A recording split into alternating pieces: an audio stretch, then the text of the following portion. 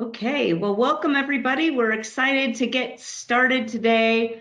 I am very excited and honored to introduce our keynote speaker for today, Dr. Alicia Johnson, who serves as Superintendent of Indianapolis Public Schools, which is the largest district in Indiana, and they serve more than 30,000 students. She's the first Black woman to serve as superintendent at IPS. And Dr. Johnson is a native of Evansville, Indiana. She comes from a family of educators, including her mother, who was an elementary school principal, her grandfather, who was one of only a very few African-American administrators in the Evansville area in the 1970s and 1980s, and her grandmother, who was working in the high schools as a classroom assistant. Dr. Johnson holds many degrees, a bachelor's of arts degree in psychology and African American studies, as well as a master's in social work in children and youth, as well as community organizing, a master's in arts of teaching in secondary education, and a doctor of education in educational leadership. So lots of terrific experience, but probably most importantly, she's a mom, and some of her kids go to Indianapolis Public Schools. She and her husband Andre are proud parents of an adult daughter, Deja, and 3 school-age children, Frederick, Naomi, and Grace, who are also IPS students. On a personal note, I was really excited to recommend Dr. Johnson for this keynote today. She and her team have been such wonderful partners with a project that I work on related to mental health promotion and drug prevention. We've been working together for several years with her team, with IPS, a nonprofit called Give an Hour, Drug Free Marion County, Indianapolis or Indiana Department of Education, the Women's Fund, the Marion County Public Health Department, and Dick's Sporting Goods. And all of those organizations and many more came together to support students and had to make some serious adjustments during the pandemic. So I'll tell you, I know everybody here had a tough job and it was tougher during the pandemic, but imagine being in charge of a huge school system with 30,000 students. So really excited to introduce you to Dr. Johnson. I will tell you, when Dr. Johnson wasn't listening, her employees were raving about some mental health benefits that she recently assured that they had. So very excited to have you here today, Dr. Johnson, and take it away. Great. Thank you so much, Suzanne, for that introduction and welcome, and most importantly, for our partnership and collaboration. I believe our work together, we had a final field trip at the field house to celebrate the girls and their involvement in the program. And that was the last big event before the pandemic hit us all. So I always keep that fondly in my mind of being at the field house and watching the NCAA women's tournament with some of our girls. It's sort of the final thing we got to do before we all went into shutdown mode. So I'm very pleased and excited to be with you all. Suzanne shared, my name is Alicia Johnson. I have the distinct pleasure and honor of serving as superintendent of Indianapolis Public Schools since officially July 2019, but was named the interim in January of 2019. So coming up on officially my 3rd year in the seat. And it's been quite the whirlwind, but also such an honor and pleasure to work with really incredible people who are serving our community every day. And even on the hard days, count myself very fortunate and blessed to get to do this work alongside awesome people. So excited to dig in with you all a little bit this afternoon and engage in what will be hopefully a really robust conversation. So I wanted to start a little bit with just an overview of the district for those of you who aren't as familiar, just to get to know a little bit more about IPS. And so we'll start always grounded in our mission and vision. If you talk to any IPS principal, they will know anytime I am speaking to them, it is always grounded in this idea of what do we even exist to do in the first place? We have a particular purpose. And so you can see on this slide what our mission is, which is to empower and educate all of our students to think critically, creatively, responsibly, to embrace diversity and to pursue their dreams with purpose, emphasis on their dreams with purpose. And the vision is ultimately that we are a family of excellent public schools where every student, emphasis on every, has the opportunity to succeed and the power to create their own future. So that is what we are grounding our work in every single day. We also operate, and these were adopted a couple of years ago after I became superintendent, in core values that really inform how we do our work in IPS. And so again, these are the values that we talk about and I talk about a lot with our team. First and foremost, we embrace the value of students first, that we believe unequivocally that all of our students can achieve at the highest levels, and therefore it is our job and responsibility to be sure that we are creating the conditions for their success, that they can lead the lives that they want to lead. Our second core value is grounded in the idea of racial equity, that we are an educational organization first and foremost, but we understand and recognize that there are inequities that exist within our system, around our systems, and it is our job to ensure that for students who have historically been marginalized or disadvantaged, that we again are creating the opportunities for them to be successful in our classrooms and throughout our district. The next core value is continuous improvement. We've got lots of work to do all the time and lots of room to get better. And so we have to anchor ourselves as grown-ups, particularly in this idea of continuously improving, and that we do our work with integrity and in community with others. One of the hashtags I use a lot on social media is Stronger Together IPS. That is not just a hashtag to me. We serve a lot of students, as Suzanne talked about. We have lots of folks who come alongside us, and so we have to be in community with one another, but also with our broader community if we are to achieve what we believe is possible for our students and families. And so we endeavor to be guided by this idea of community in all that we do. Most recently, next slide, please, we've also adopted 4 key strategic priorities that really anchor our work as a school district. So those 4 you can see here are to increase access to rigorous curriculum and instruction, to promote racial equity, so that is showing up as both an organizational value and a priority of our district, to foster authentic engagement, which goes to what I was talking about community, and then to operate and fund strategically. We know that resources are finite, and so it's our job to accomplish those other 3 priorities by maximizing the people resources, the time resources, and the financial resources that we have available to us as an organization. Next slide. We're doing all of that work in service to what I believe are really ambitious goals that we've set as a district. So as a part of our 2025 strategic plan, our school board came together and said, okay, how will we define and measure our success? And we've tried to set guideposts that we believe are certainly ambitious and aspirational in terms of where we are working to achieve in IPS. So these are the 4 academic goals that our board has set forward for us, that we will by 2025 aspire to achieve 50% of overall proficiency on the state assessment in ELA and math, 50% for Black students in ELA and math, 50% for our Latino students, and then an overall 87% student graduation rate. Now, one might say 50% does not feel particularly aspirational, but if you look at where our student outcomes are now, both in IPS and quite frankly as a state, you will see that this is a quite ambitious goal to set for ourselves, and one that we are pursuing relentlessly to move the needle and move the bar. We know our students can achieve. It's our job to create the conditions that allow them to do so. So for example, in the state of Indiana, coming at the end of last school year, which we know was deeply impacted by the pandemic, 8% of Black students demonstrated proficiency on the iLearn assessment. as a state.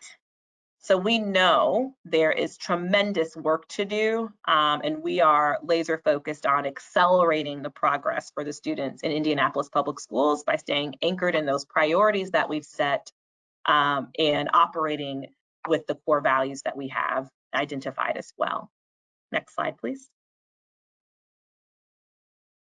So a few more just by the numbers to give you a sense. When Suzanne said we're big, we are, and sort of who is in IPS. So you can see here about 43% of our students are Black or African American, about 30% of our students are Latino, Hispanic, about 20% are white, 5% multiracial, and 1% Asian. So a very racially diverse district that we are serving in Indianapolis Public Schools.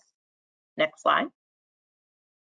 Of those 31,000 students, about 65% of those students are students who are coming from a low-income household. 1 in 5 are English language learners, slightly more than 1 in 5 would identify as an English language learner. And then about 17% of the students we serve are students who identify as having a disability.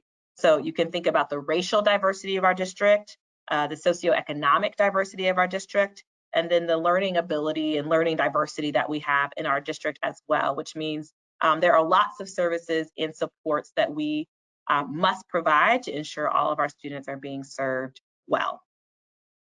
Next slide. In terms of where those students go to school, IPS is super unique. You may have at some point heard about our Innovation Network schools. So those are schools who we partner with, who are a part and they serve our students, but have more flexibility and independence in terms of how they operate and the decisions that they make. So about 18,500 students are in schools that are directly managed by IPS, following all the rules and policies and protocols of IPS. Then about 12,000 of those students are being served through an innovation partnership that we have within the district.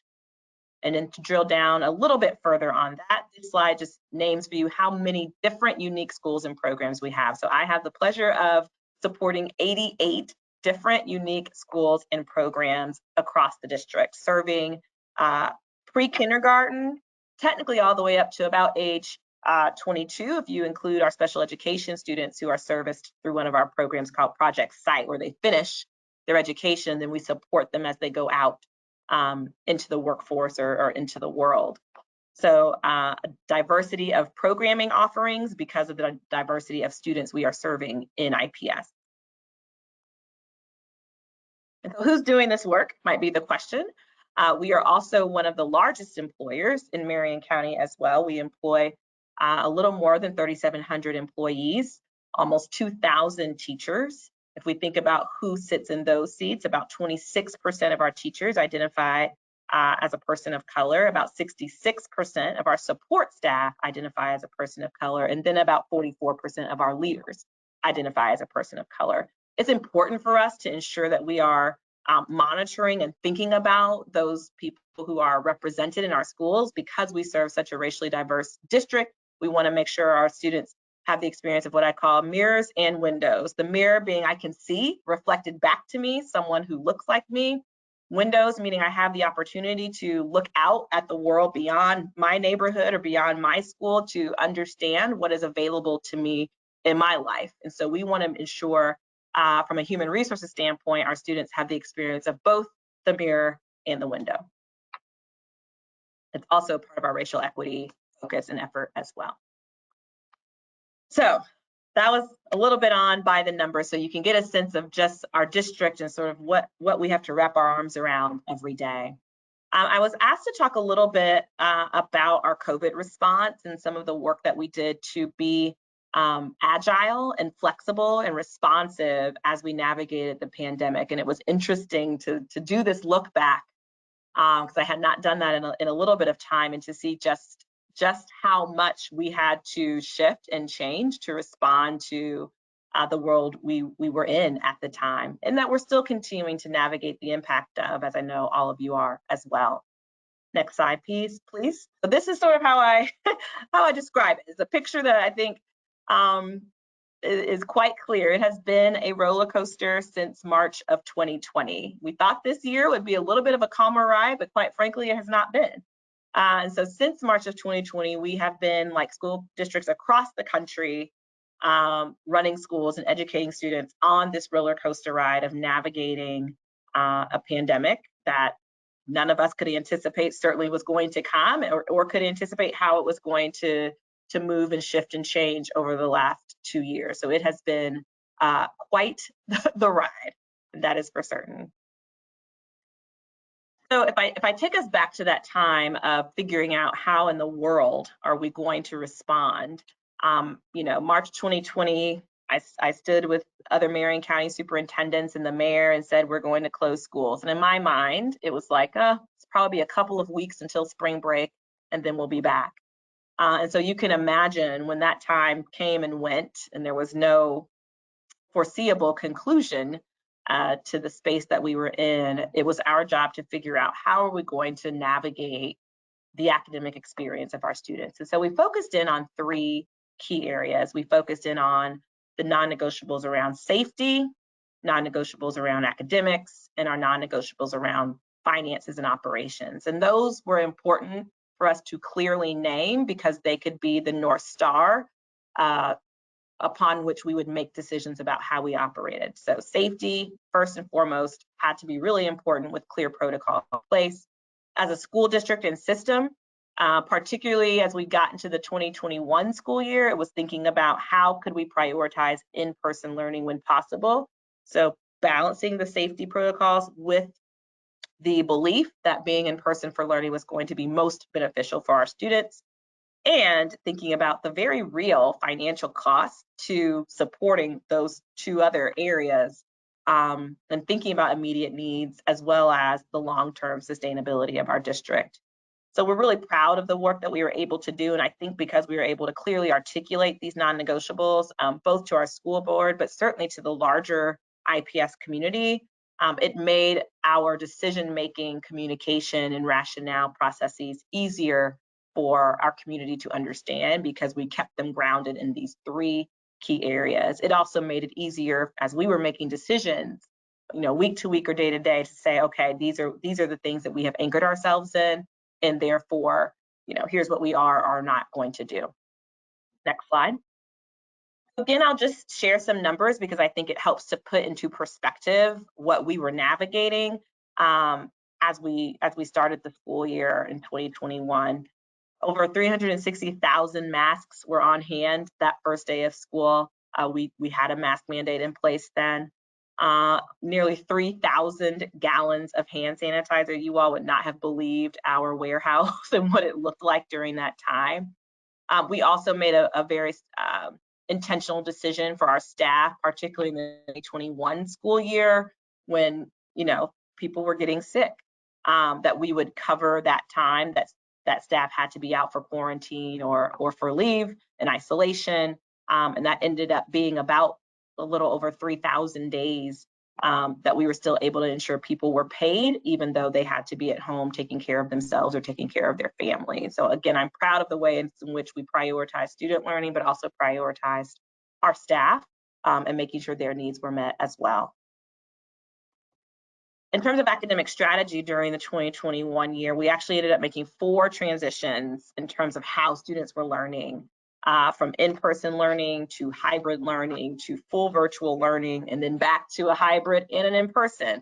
Again, in collaboration with the health department, sometimes the directive was we had to be back in a virtual environment, and then depending on what was happening in our schools, we made different decisions as well by school.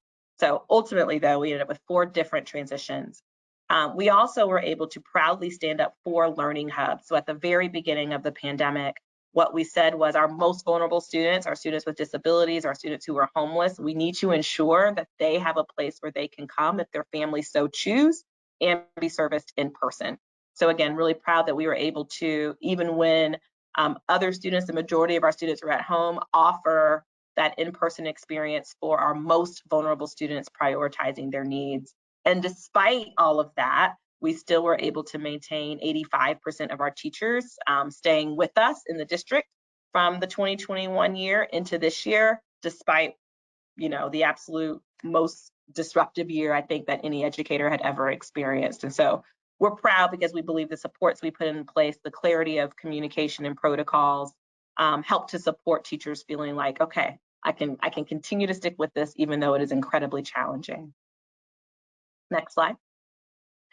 And finally, technology. We all know the world changed, and we were not a one-to-one district, meaning we did not have one, technical device or computer for every one student prior to the pandemic. So we also had to, in the matter of 3 months, become a one-to-one district, which is pretty much unheard of in terms of making that kind of pivot. So by that first day of school, again, we had over 28,000 devices, iPads and Chromebooks. Chromebooks, over 28,000 Chromebooks in the space for our 3rd grade and older students, over 12,000 iPads in the space for our pre-K through 2nd grade students. We also knew it was going to be extremely important for our students to have access to the internet in their homes, as well as at school. So the district supported and continues to support having MiFis, or the wireless devices, hotspots available to families who need them, so students can access their learning at school or at home, to the tune of about 9,000 of those hotspots that were available to families to support learning both at school and at home. And when we think about just the agility that was necessary for that, you can imagine an all hands on deck approach where we had laptops essentially getting mailed home to students at the beginning of the pandemic, where we didn't know if it was safe to be directly interacting, literally FedExing Chromebooks to students for pickup, or having the drive-through lines for students to pick up their Chromebook, to pick up food items if they needed it for their families. Our food service team never stopped working throughout the entire pandemic, working with partners like Gleaners, again, and filling up our school buses full of meal boxes so that we could meet the various needs of our families. And so those efforts continued despite what was happening in the world around us. I wanted to share just a few pictures to give you a sense of what this looked like for us as we kicked off the 21-22 this school year. We had, because we were back in person, we had a huge back to school festival where we presented and provided vaccinations for our students, school supplies for our students, and then brought our teachers back together to, again, think about how are we approaching this year, and what is that you need to feel supported throughout the year. Next slide. These are just a couple of pictures with our food service team. Like I said, they did not stop working throughout the duration of the entire pandemic. We also had to get super creative during the 2021 school year with how our students engaged in their extracurricular activities. So that picture you see with students in the Zoom windows is actually Shortridge High School. So their theater department did their show. They did Clue, but they did it all virtually, which was an amazing thing to witness. So that's me actually in my living room watching their show virtually at the end of the 2021 school year. And then we've been able and been excited to bring back those things that make schools special places, like athletics, like arts, like being together in a classroom. And so those are all things we've been excited to be able to support and bring back this year. And then the last slide, finally, are just some of those other efforts that we've been excited about since the pandemic and even coming into this year, ways in which our students have been community ambassadors. We hosted March Madness. Our students wrote letters to the students to welcome them. We just honored our 2nd cohort of IU Health fellows. And so in partnership with IU Health at Crispus Attucks High School, we had our first cohort come through last year, and our 2nd cohort of 45 sophomores who will be working with IU Health, the Center for Leadership Development, and a number of other organizations to support their leadership and their experience in the health sciences, with the commitment from IU Health of either a job when they graduate high school, they can go directly into the workforce, or tuition support to continue on their educational journey and ultimately be employed at IU Health. So we're really excited to have those kinds of partnerships that support our students in imagining the future that they want and then helping them to actually get there. Next slide. I wanted to dive in, for the purpose of this conversation and work that you all do, around those mental health supports that we've continued to provide to our students, both during the pandemic and then even now, as we are seeing the impact of being out of school and the disruption that so many in our community has faced. The one thing I'll spotlight right now is our IPS Kaleidoscope team. And this has been in place prior to COVID, but has continued to be a really important team as we've navigated the impact on our students' mental health. And so our Kaleidoscope teams exist in our schools. They're comprised of a social worker, a behavior specialist, and sometimes with the assistance of our, what we call our FACE liaisons, who work with our families to basically provide rapid response to students. So our principals or our school teams can submit their need to the team, and then they create a response within 48 hours to engage with the student or the student's family, develop a monthly plan, and then review that plan to continue to assess the needs. Sometimes it's short term and you just need that 30-day block. Sometimes the need shifts and we have to continue to either refer to another team or organization or continue to provide that support and services in a different way to schools. But we're excited to have a team like that, again, that existed before the pandemic, but has been critically important as we've responded to students and families this school year and navigating sort of the during and post-pandemic worlds that we find ourselves in. Next slide. So I'll talk a little bit now about how we think about where we go from here. I think for me as superintendent of the district, one of my major reflections was that even though we're a huge organization, we have a lot of employees and we serve a lot of students, we were able to be really flexible and responsive when this crisis emerged and when the pandemic hit, because we had to be. So now that we know we can, then I think it's incumbent upon us to continue to learn, and reflect on how we made those pivots. And even when we're not in these times of acute crisis, be thinking about the ways we are continuing to be flexible and responsive to the needs of our community, of our families, and most importantly, our students. Next slide. So we are now in what we call sort of recovering and rebuilding mode. In fact, I'll talk a little bit about work that we have called Rebuilding Stronger, because we know that there were practices that were in place that were inequitable, that were not serving all students well before the pandemic. So what we know is we can't go back to doing business as usual and doing what we were all doing prior to the pandemic. There were a lot of things we learned, a lot of disparities that became highlighted and exacerbated as a result of the pandemic. It's going to require us to operate differently. And so we're on the journey of determining and cultivating how that will look for IPS moving forward. And as we think about that recovery and we think about that rebuild, I think it's really important to ground ourselves in what's happening in the world around us. And so these are some stats that we presented to our school board last month. So probably, I know even since then, some of these numbers have unfortunately increased. But if we think about the city of Indianapolis and Marion County, the community that we serve, there are some very real realities and hard truths and difficult experiences that are happening in our community, that our students are being impacted by, our staff are being impacted by, our families are being impacted by. And so I think that though our job is reading and writing and arithmetic, if you will, we know that those things are happening within the context of this larger environment. And we cannot not acknowledge the reality of the other factors that are influencing and impacting our students every single day that have really peaked here since the pandemic. Next slide.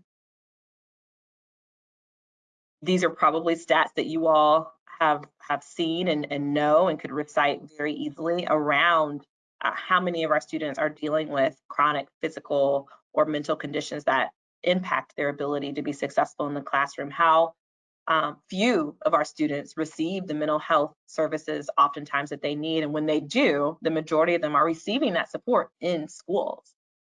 In IPS right now, we have over 700 students who are eligible for McKinney-Vento services, meaning they are housing unstable. Over 700 students who are either homeless or have significant housing instability where they are, sort of couch surfing or doubling up with a family member or a friend. This school year alone, we've had 27 different requests for supports from our crisis team. So that again is an acute crisis that is happening in a school that requires the additional support of our district level crisis team to be deployed to support staff and students in navigating whatever that crisis has been and their response to it. And then for this year specifically, we know that we've had over 1,000 students who are demonstrating either an extreme disinterest in learning or a depressed state when it comes to their experience in schools.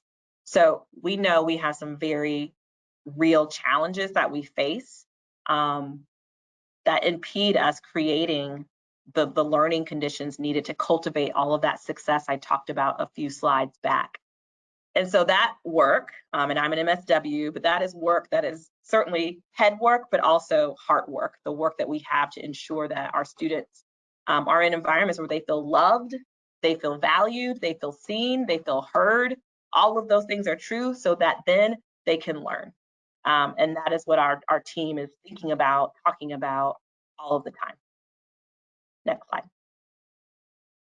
It's also where our team, we call our Unified Student Support Team, comes in. And so their work is specifically aligned to that strategic priority number 1 that I talked about, because we know in order for our students to increase truly access, in order for us to truly increase our students' access to rigorous curriculum instruction, the conditions for learning, as I just spoke about, the physical conditions, the social, emotional, and mental conditions have to be in place.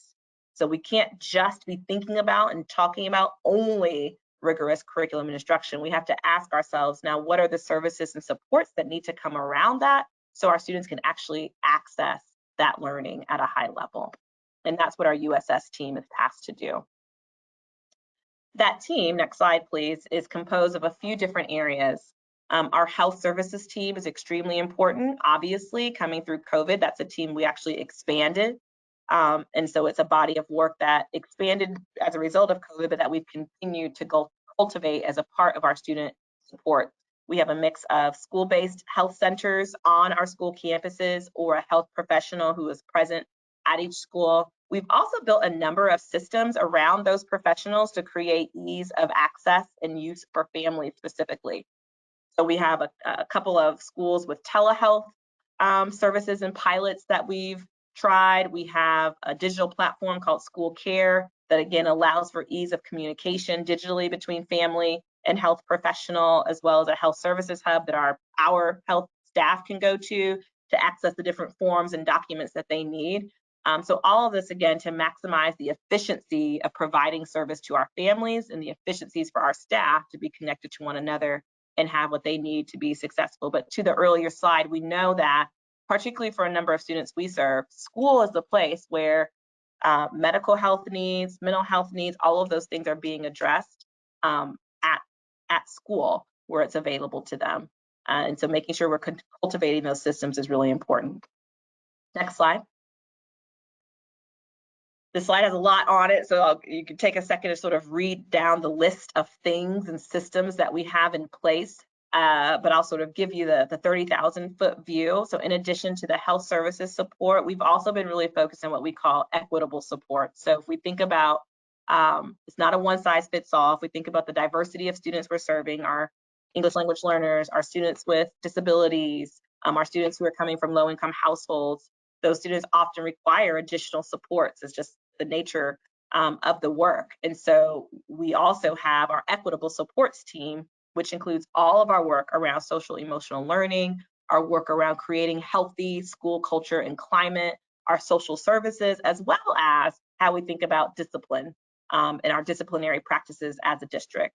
So you can see on my right-hand side of the slide, the number of different systems and initiatives we have in place to support this body of work.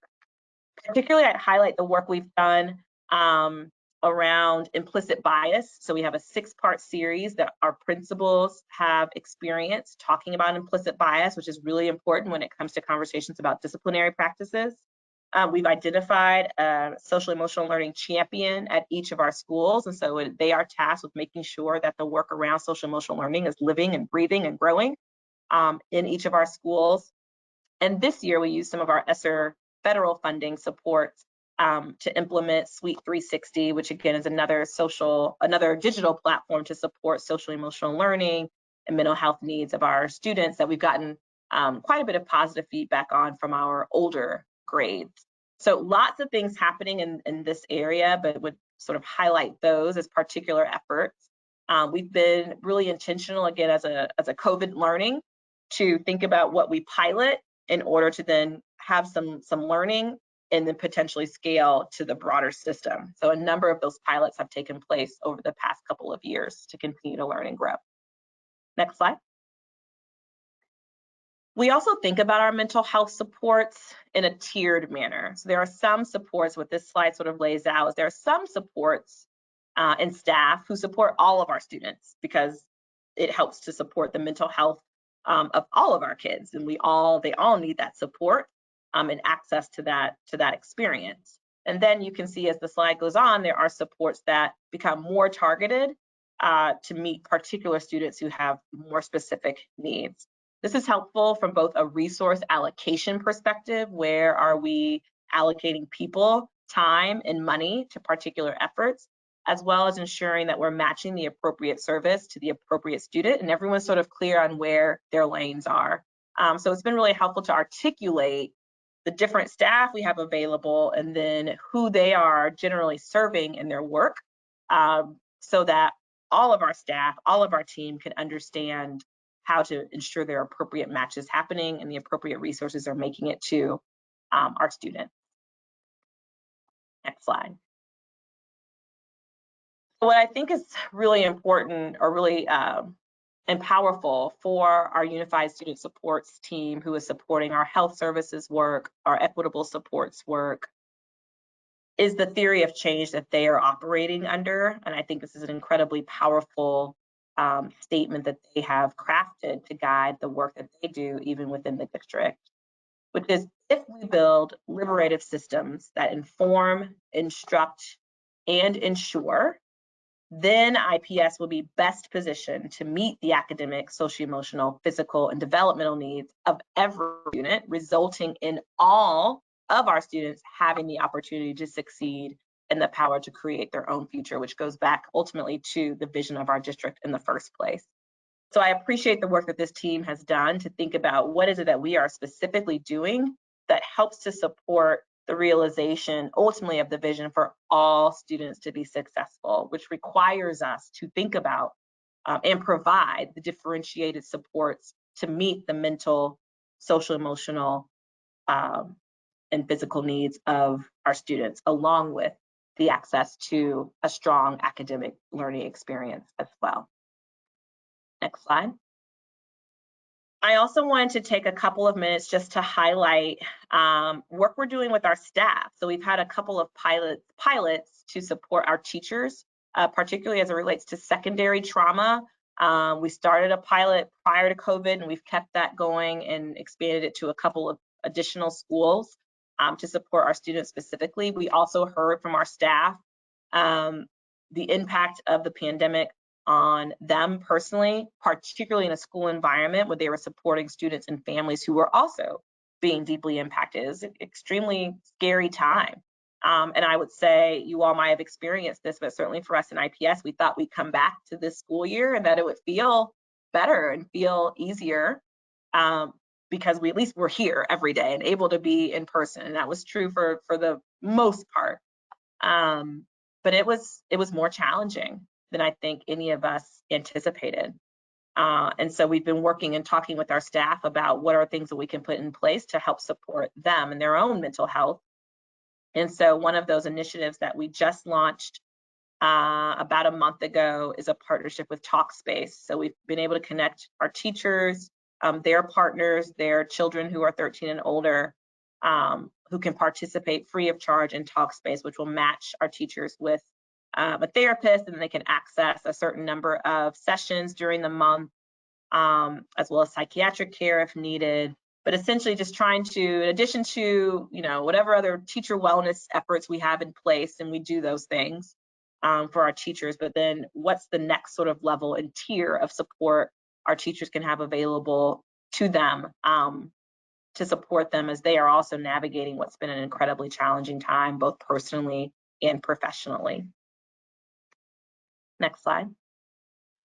And to that end, I would also just spotlight briefly work we've done with Dr. Laura Desital. I'm sure a number of you are familiar with her, but a pilot we're currently engaging in at Shortridge High School that is really helping our teachers to think through, as it relates to discipline practices, that teacher response to students and thinking about regulation, and then the strategies that teachers can employ with students as we're thinking about, okay, what's happened and how do we support students in using their voice, using their choice, and thinking about how to correct those behaviors, and our teachers in processing what has happened and coming up with solutions that we believe are more grounded in connection with students versus sort of compliance and just reactive discipline.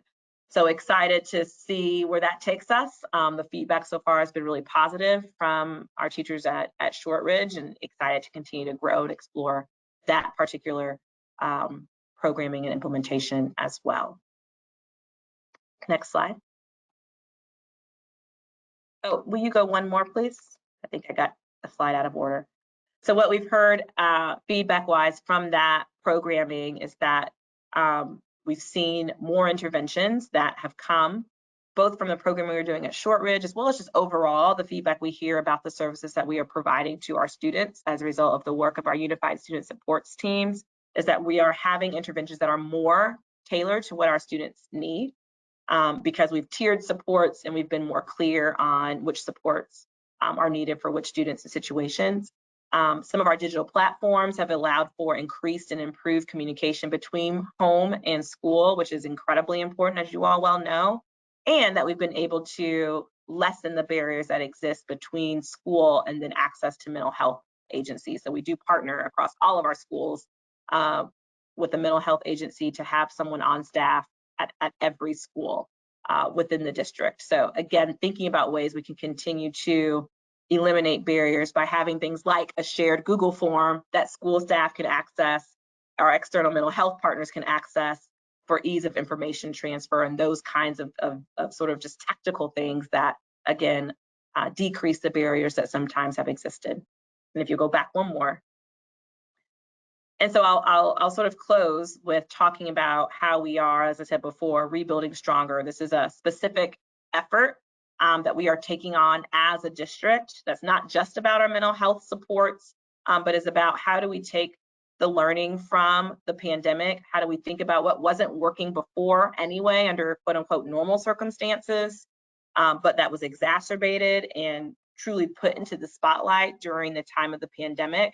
How do we leverage the flexibility and the agility that we had to demonstrate during the pandemic to say, like, we won't go back to what was. We have to create a system that continues to be nimble, that continues to have a high value proposition for our families and for our students, and that continues to meet the needs of our students, that there's nothing wrong with them.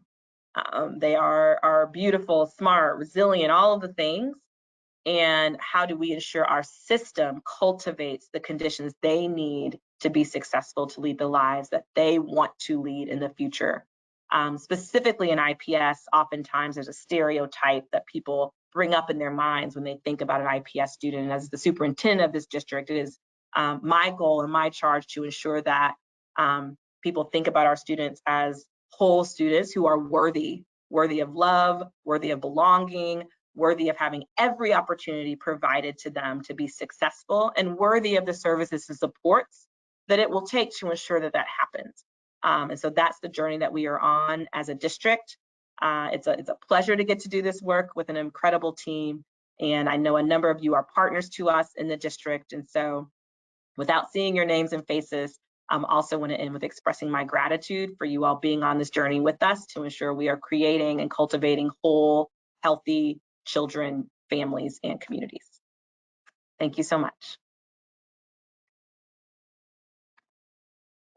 Dr. Johnson, I'm just consolidating the wow that has come through from just the thanks to your incredible leadership, the exemplary execution of the Indianapolis Public School teams in supporting our community through not only COVID, but the realities of the improvements that need to be made. I believe you had a youth message that you wanted to share as I well. did. Thank you. Thank you, Sunny. I was supposed to tee that up. Thank you. I think, in all of this, we also want to make sure that we center the voice of our kids. They are who we are doing this work with and for. So I'm happy to introduce via video Justin Deem Lorero. He is a senior at Heron High School, which is a part of our IPS family of schools. He's also a member of my Superintendent's Advisory Council and the Mayor's Youth Leadership Council, and has been a strong advocate for mental health supports for our students. So we have a brief video to share of Justin. And so for the screens and everyone participating, you'll have a new screen pop up, and we'll just give it about 5 seconds for it to begin playing the video. Here we go. Hello everyone, my name is Justin DeMolero. I'm a current senior at Heron High School. I'm a member on the Mayor's Youth Leadership Council, as well as the IPS Youth Advisory Council and the IPS Reorganizational Committee. And I want to first thank you all for allowing youth voices to be part of the conversation when it comes to tough issues like mental health.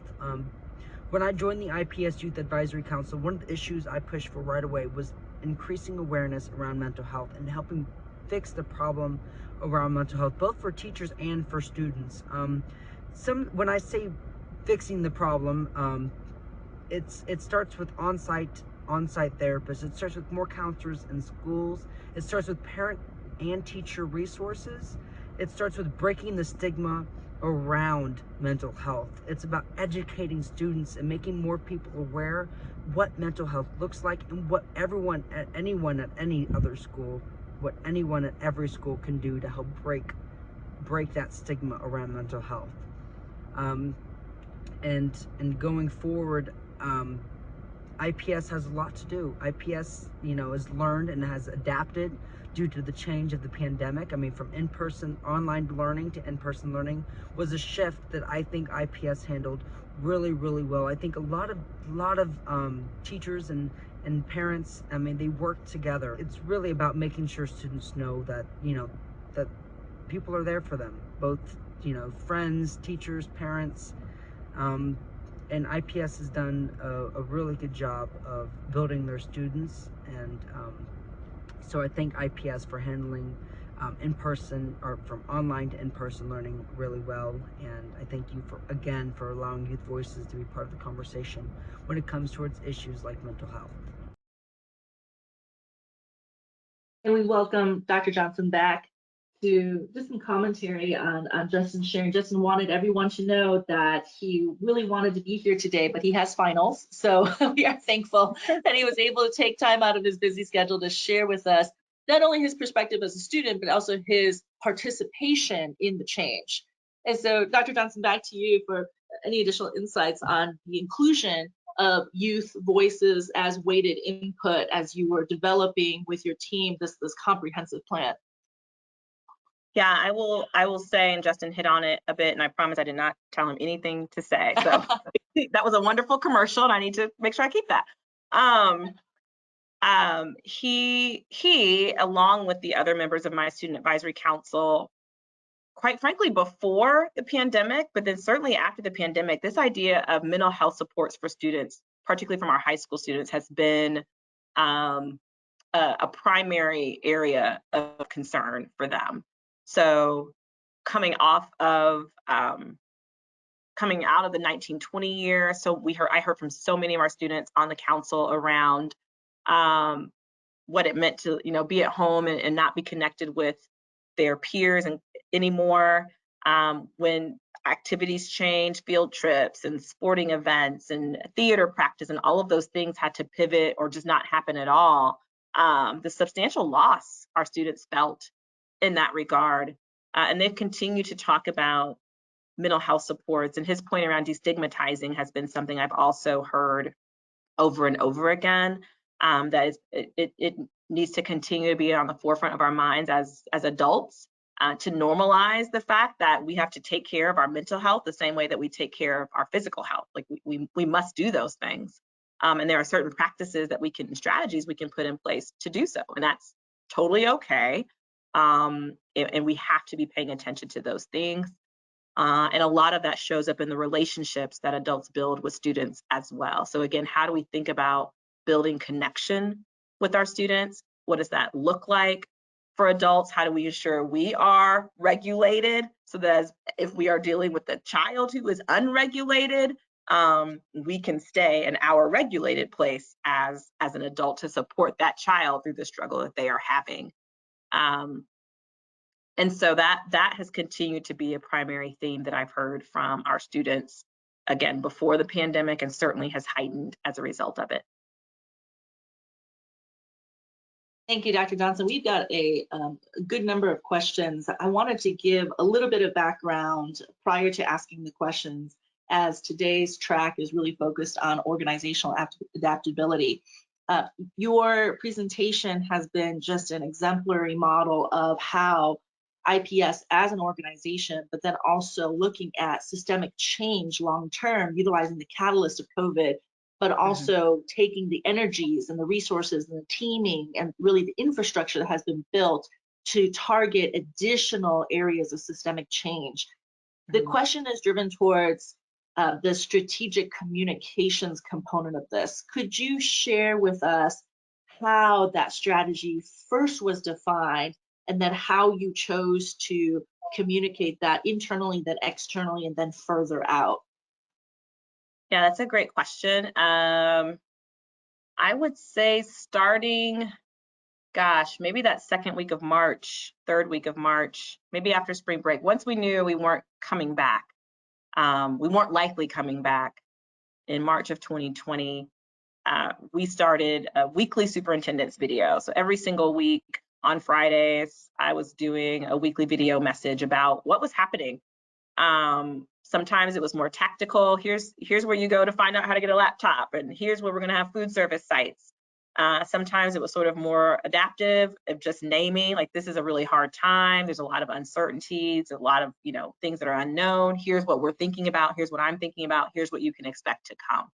And so those videos were weekly to our entire community. I'm still doing those. It's not weekly, it's bi-weekly now, but I think it's another way to sort of keep folks abreast of what's happening in our district.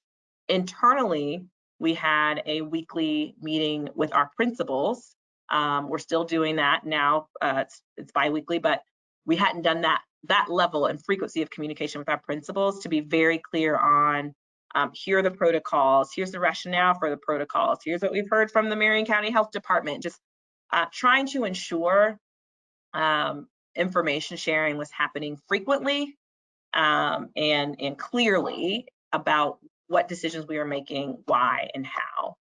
And so those are the two major mechanisms I'd say that we had in place. We also did probably what most other organizations and districts did, where we had that landing page where anyone, teacher, parent, whomever could go to see what are those COVID protocols. We built an entire COVID handbook that families, staff could access to see what the protocols were. But it was at the very, very beginning, the weekly frequency was really a daily frequency. We had a Google sheet where principals could drop questions. I heard this thing, or is this thing happening? And we were trying to just sort of turn those things around as quickly as we could, again, to provide the information that we had. I think now that we're in this place of recovery and rebuild, we're continuing again that I'm continuing to engage with our community around these efforts of rebuilding stronger.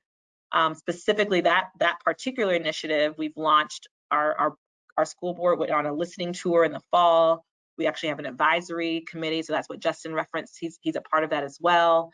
We're engaging our staff internally as we think about, who do we want to be and how do we want to be in the future, and then how do we take the steps from where we are now to achieve that ultimate vision.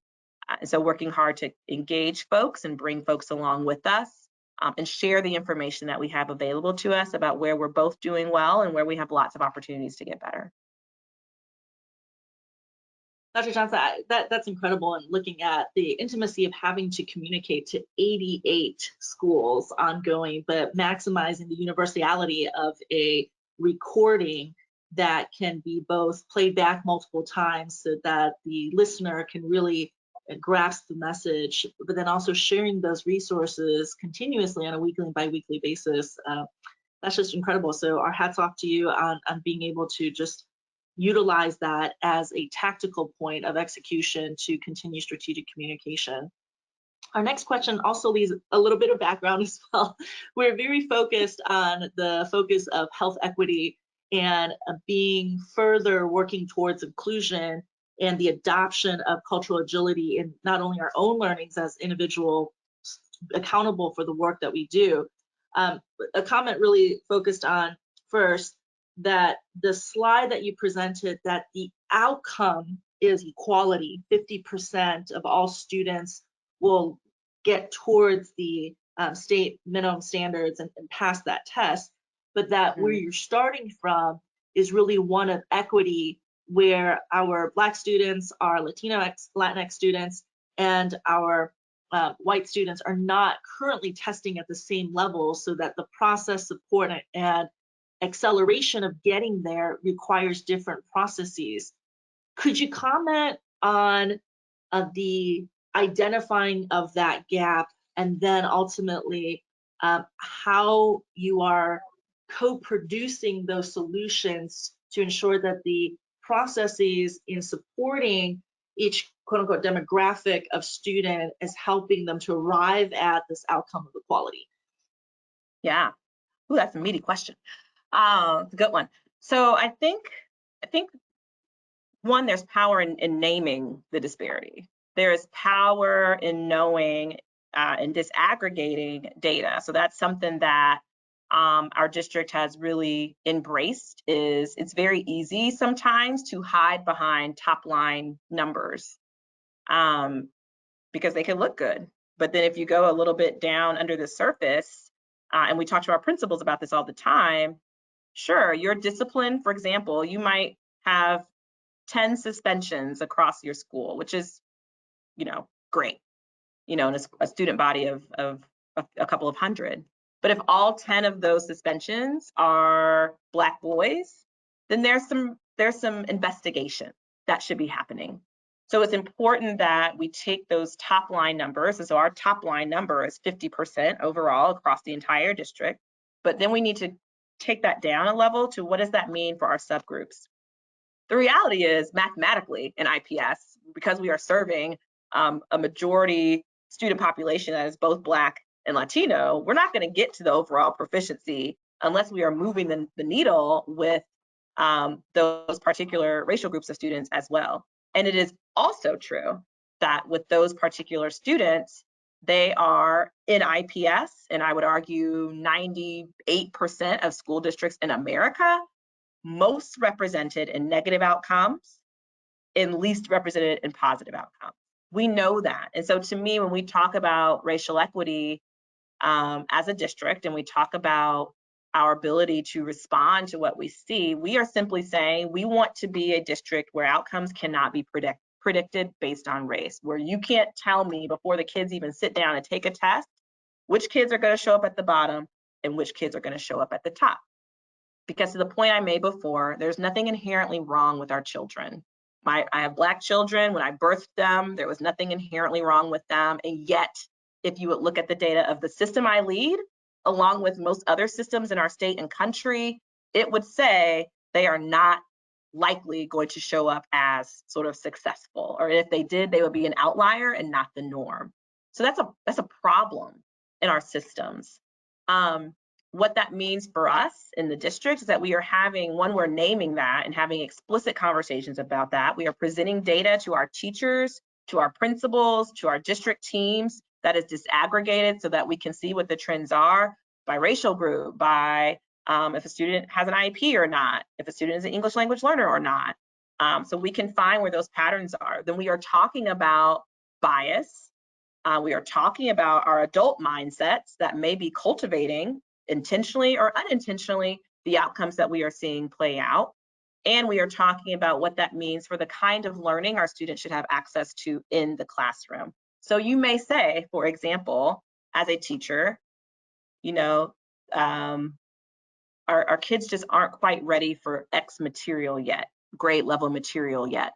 The problem is if the second grade teacher says that, and the third grade teacher says that, and the fourth grade teacher says that, and they're saying it in a school that is serving, for example, predominantly Black or Latino students, those students never get access to grade level content. And so now they're in the 9th and 10th grade, and our high school teachers are saying, why aren't they strong, proficient readers? Well, because through grades 1 through 8, we said they're just not quite ready yet. So that requires us to put some additional systems and supports in place. That requires us to make sure we're using high quality curriculum that is on grade level and students are getting exposed to that. And then we are putting the supports in place to help them access that material. It's very easy to say, very hard to do, but that's the journey that we are on. So both cultivating the mindsets of the grown-ups and then putting together the actual tactical supports needed for that access of grade level and rigorous content to be true for all of our students, regardless of their background, regardless of how they show up looking like, that they deserve that access. Dr. Johnson, thank you again. That is just what we've taken away is that you have this mastery of being able to be incredibly succinct and clear and naming what you're doing. What you're naming is what you're doing and what it means. And that continuous messaging is very empowering to not only your staff and the students, but those that are witnessing this through your presentation and looking at exactly how that evolution of the model is impacting the outcomes today. Thank you again for that very clear dissemination of how the processes and how the cultural shift in the mindset needs to take place first in order to accelerate and really achieve those outcomes overall. We have some additional questions that are very specific to the service areas that our mental health providers and addictions providers on the call. So we have folks from DCS, the Division of Child Services, on some foster youth questions, folks from developmental disabilities, and folks from prevention harm reduction. So I kind of frame it that way first and then share with you a couple of questions there. You had mentioned earlier regarding foster youth, one of the areas is access and support for housing and just understanding really the social determinants of what's impacting youth. Can you explore a little bit more about program services or just commentary in general about our foster youth? Yeah, so our supports there generally are coming from our McKinney-Vento liaison. So we have, someone at the district level who is helping to coordinate those services. She works and she's on the Unified Student Supports team. So she intersects really closely, as you might imagine, with our social workers, with our FACE liaisons, our counselors, and sometimes our additional mental health therapists, again, depending on what the circumstance is. And so she's working at the school level to ensure that those specific supports those students may need are in place for them. They would be in that category of students who, during the time of COVID were in the most vulnerable category.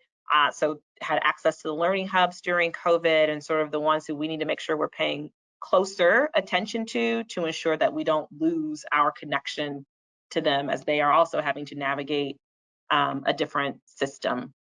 So that would be sort of my broad answer. I think if you would tick down into what that looks like at the school level, then what you would find are conversations with our social workers and our FACE liaisons talking about being aware of the particular context of a student's family living situation, depending on what's happening with them, and how we're tracking that and making sure we don't lose that connection along the way. So a lot of that work is happening at the school, but coordinated at the district level with our McKinney-Vento liaison. That's really a phenomenal model of just the systemic support, or excuse me, system support towards that systems change. In regards to developmental disabilities, you mentioned earlier that there were programs for up to 22-year-olds. Could you comment more about when families, specifically parents and caregivers, are maybe pre-diagnosis? Who is helping to identify a referral or potentially that an appointment or other support services may be needed for a student? The referral, meaning, so I guess that's during school, if a student is coming to us, and I'm going to assume they've already have an IEP in place for services, and that referral has come either through the family or, you know, a teacher on staff who believes there's a need for testing. So let's assume we've done that part, the student has an IEP in place. Then based on the IEP and the services provided to that student, there could be the referral to an additional specified program. So for example, I don't know if we have Project Site specifically named on here. I don't think we do. But Project Site is a program for students who are not graduating, they're graduating with a certificate of completion. And then we have a partnership with Community Health, for example, where students actually go there and do some work during the time that they're still in school, and then have the opportunity to work there after they finish school. And they're learning life skills like navigating, you know, riding the bus, or in some cases at our high schools, they have the school store. They're navigating and helping to stock the school store, manage the inventory, those kinds of life skills that they're learning in order to then be prepared for the employment that would come next. So that's one example of those things can happen. As the level of intervention and support intensifies, and obviously the number of folks, you can see these different positions who are engaged in that conversation, generally increases to make sure there's appropriate placement for students. In terms of the spectrum of services we provide, we have at our elementary level, particular classrooms that are serving students who are diagnosed with autism. And so we have, you know, those classes that are placed in certain schools. We have particular classroom for students who have emotional disabilities. Depending on the sort of intensity of those needs, there are different placements in a spectrum of services provided to those students. So it depends on, you know, the needs of the student based on the IEP, which then follows them throughout their time, you know, in the district. I don't know if that got exactly at the answer or at the question, but I think it showcases, Dr. Johnson, a very integrated approach. And certainly if the participant would like a follow-up question, please do share that, and I'll certainly moderate any additional process-specific linkages. In the interim, we're going to move into a conversation regarding the substance use prevention and harm reduction. What are types of programs, any processes, or any educational trainings in place that are either student-centric or staff-specific that's in place today at IPS? around substance abuse and harm reduction? Yes. Yeah, so gosh, it looks a lot of different ways when I think about what happens in school. So I think across the district, our schools have access to, in our elementary grades, second steps curriculum. So that's being used to support social emotional health as just a general sort of tier 1 platform that all students get exposure to. Suite 360 is something that's been new for us this year. Again, more targeted to our secondary and older students. Again, that's for all, which has exposures to, again, those proactive measures about taking good care of your social emotional needs, your mental health needs. So that I'd say was sort of the for everybody tier 1 access for everyone. All of our schools have, and I'll speak to our middle and high schools, have an advisory or homeroom time. That's generally when they are engaging in Suite 360 or second steps, or quite frankly, just the relationship building and connection building conversations with their teachers, where you can oftentimes get into these conversations about how we're taking care of ourselves, stemming from something as simple as a "how was your weekend?" kind of question. And so sometimes those present the opportunity to engage in those conversations about how are we making smart choices for ourselves, particularly in the middle and the high school space, outside of the more, you know, sort of structured curriculum. The other thing that we've done on the spectrum of needs, and addiction is a place where we have seen certainly an uptake. I was just talking to our USS executive director about this year. We also partnered, one of our innovation partners is Hope Academy, and so they're a school specifically created to support students who have who are struggling with an addiction. They're a part of our IPS family of schools. So we've been able to tighten the referral process for a student who may need to actually have the opportunity to attend Hope in order to continue to work on their addiction and conquering that. So that's another sort of on the spectrum of more support that we have available for students in that regard. But I'd say those mental health supports and platforms that all of our students get access to, the conversations that our teachers are having with students, and then our SEL champions who aren't necessarily the social worker or the counselor, sometimes they are, but just those folks who are cultivating school-wide conversations around healthy behaviors, particularly again in our elementary and middle grades, and then getting a little more specific about what that means for our older students in high school. Thank you so much for the sharing of all of those programs and services. That leads to a question on, you shared the on the horizon model of essentially a directional statement of what you will pursue in the future in looking at current realities, and then also some future casting of what could be impacts to students and families in the future. So a little bit of framework for the question is, we've seen during the opiate epidemic over 500,000 children in the United States entering foster care because one or both parents have passed from an overdose or are currently incarcerated without other caregivers. We see significant numbers of individuals that have been impacted as pregnant and parenting mothers that have had maternal neonatal abstinence impacts, and we see the majority of the individuals that are not able to seek care coming from our Black and brown communities.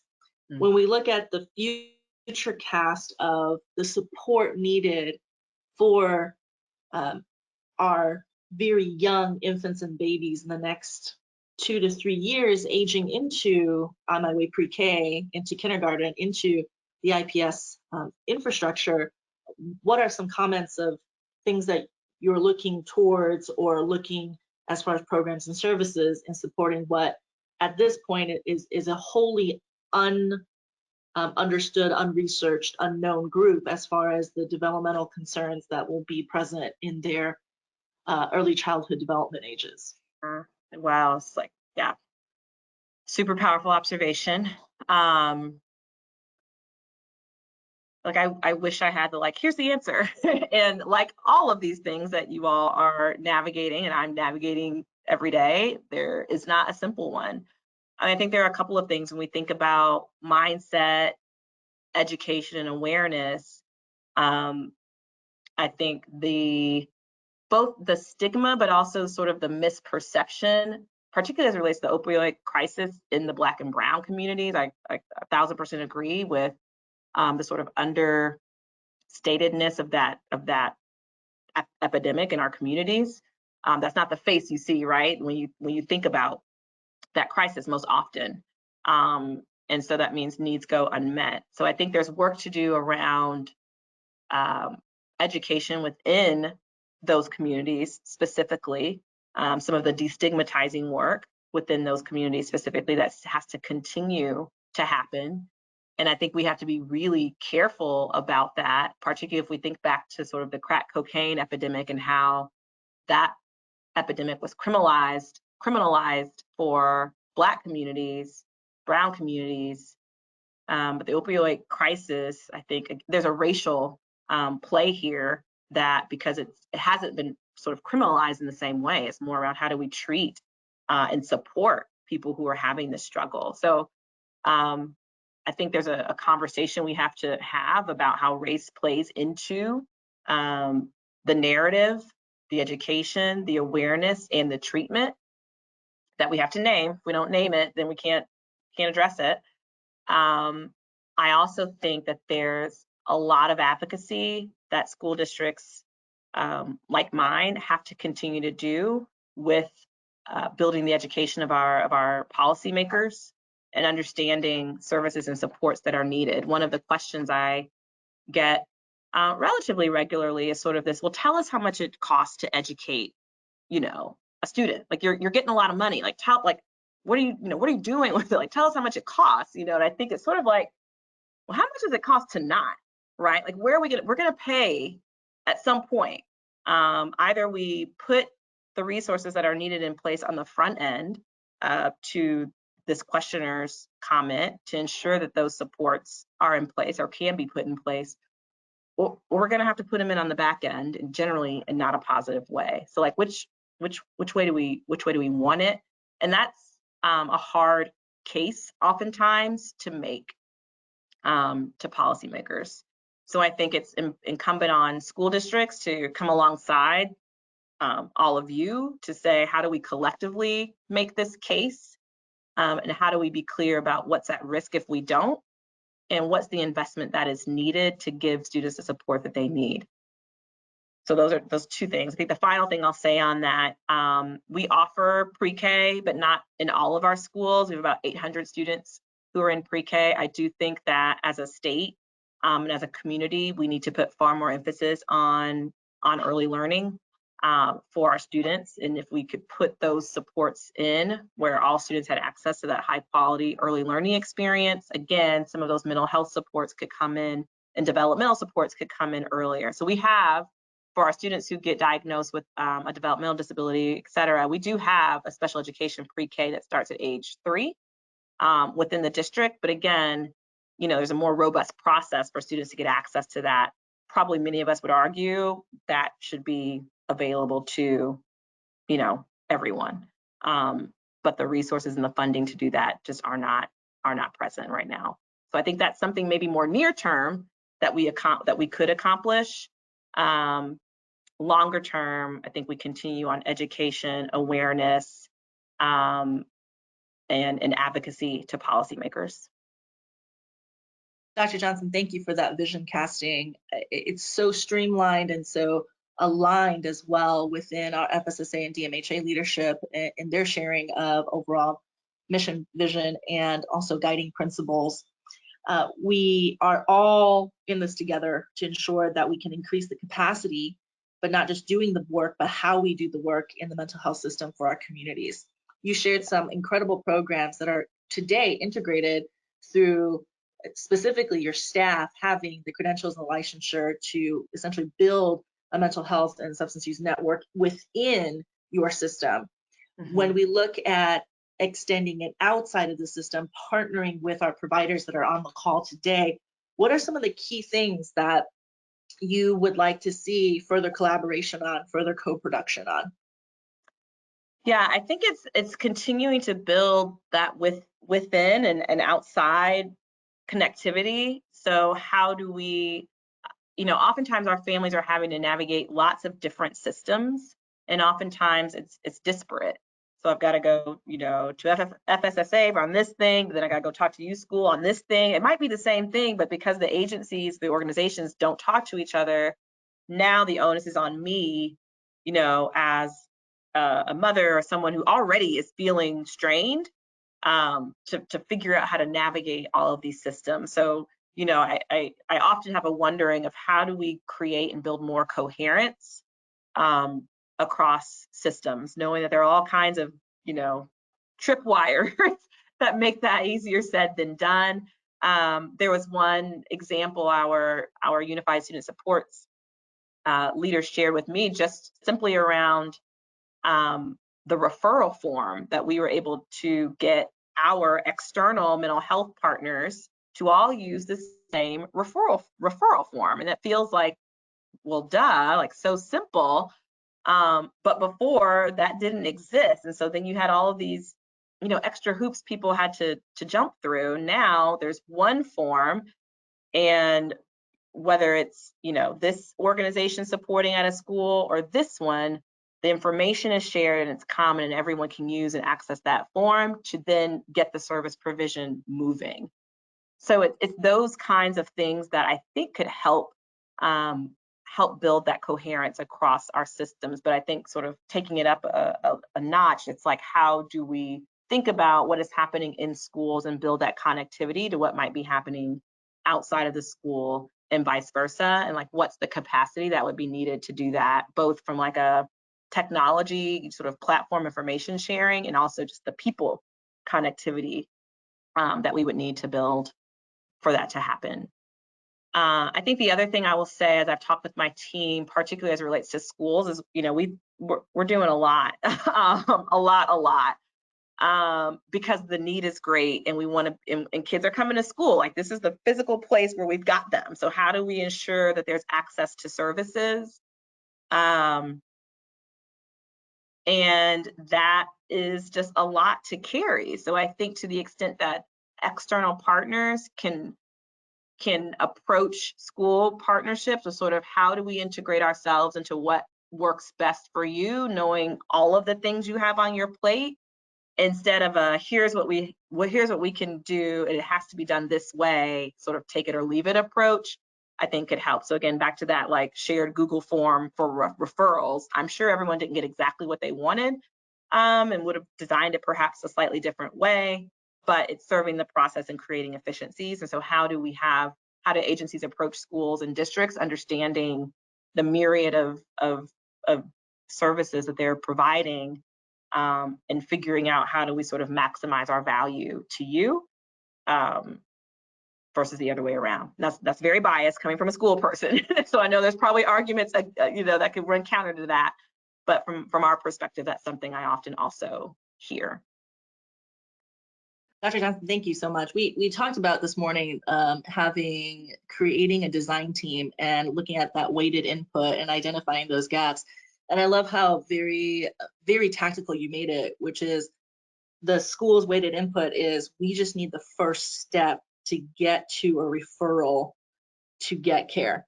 And so although not everybody agreed on what that questions are, at least the process was consistent. And that is the beginning of change management towards then ultimately systemic change and support. So again, thank you for all of those very clear visuals of exactly how this could be done, and otherwise the system-wide inputs. We has had some excellent questions today. We're about 8 minutes to close, so I invite all of our participants, please get your additional questions in. I have another visual wrap up where you use this phenomenal visual tool of explaining your mirrors and windows analogy. And you've done such a great job of really focusing on not only your project progress, but the people progress and the self-care of your staff and your teachers. We are working very, very much on incorporating cross-functional teaming, a lot of honoring additional skill sets, lived experiences, etc.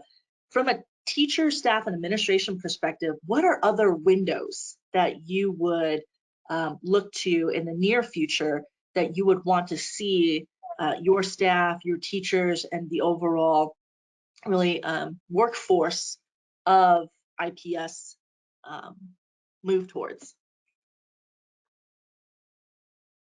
That's an interesting question. You know, I think this pandemic has been really revealing in so many ways about how work, like how just the idea of work, what that is and what that means and the role it plays in our country and society. So we are doing, for example, a lot of thinking now about like the teaching role, and it's been defined in a very specific, sort of narrow way. And we're having this conversation, and actually we're going to do a couple of pilots next year on like, is there a different way for us to think about the teacher role and to redefine it to make it more sustainable? So it is one thing to have Talkspace, which is an amazing resource, I believe, to support our teachers in their mental health, and to have wellness groups and those kinds of things. It's quite another thing to say, well, let's look at the role itself and figure out if, when we're hearing from people, this feels unsustainable, and I do not know if I can continue to do this. When we're seeing the data across the country around teacher shortages and those types of things, I think we have to ask ourselves, like, what can be different fundamentally about this role to both accomplish what we need to accomplish for students, but also create a greater level of sustainability for the adults who are pursuing this career. So I guess all of that is to say, sort of the windows into considering, you know, perhaps other industries or sectors and ways of doing work, and how that might inform how we think about the role of educator and how that might be able to flex in ways that we just haven't done before. So I think that's one way. I think the other sort of window that we continue to push our staff around, and particularly when you look at the racial diversity of our staff, continuing to understand the lived experiences of our community, of our students, of our families, the history of those lived experiences. It is just so important in actually being able to build, in my opinion, strong, authentic connection with our kids. And so how are we cultivating as an organization, but how are teachers pursuing, perhaps individually, looking, out the window into the cultural community that our students are coming from, so they are, again, building their own awareness and understanding, would be another place that I would point to. Two things that come to mind. Wow, that is courageous and creative to look at the fundamentals of what the role of teacher could become to address capacity, competencies, and overall the capabilities of a future workforce. Thank you for that. Mm-hmm. As we look into just the insights that you've shared with us, you've been compellingly clear in the strategic plan, in the execution model, and also in the continuation of the improvements and how you're working towards not only identifying gaps, managing change, but also the future vision cast for what IPS schools could become, both structurally and systemically, in the way it delivers education.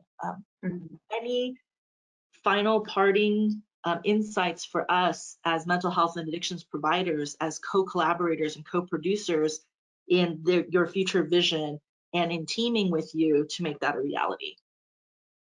I would just extend an invitation. If we're not already engaged with you, then we should be engaged and we should be connected. So whether it's shooting Suzanne or Sunny or whoever an email to get us connected, I would love that.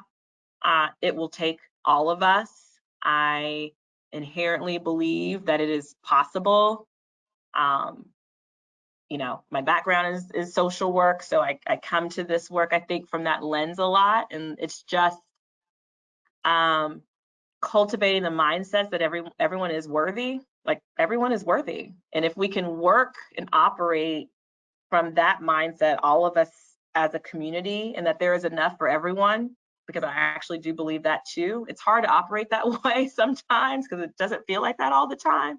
But I actually do believe that is true. Everyone is worthy and there is enough for us all. We can operate from that. Then it's like, okay, now let's figure out, the advocacy, the education, the technical skills that are necessary to realize that. So if we're not yet in partnership with you to sort of do that, then I would certainly invite you to be in partnership with us, because we can't do it by ourselves. It's just not possible. And the needs are great. And we want to make sure we're cultivating our kids to be well and to be healthy and to be able to be positive contributors to our community. Dr. Johnson, thank you so much. I'm going to end with one of our participants' statements, as she said it best.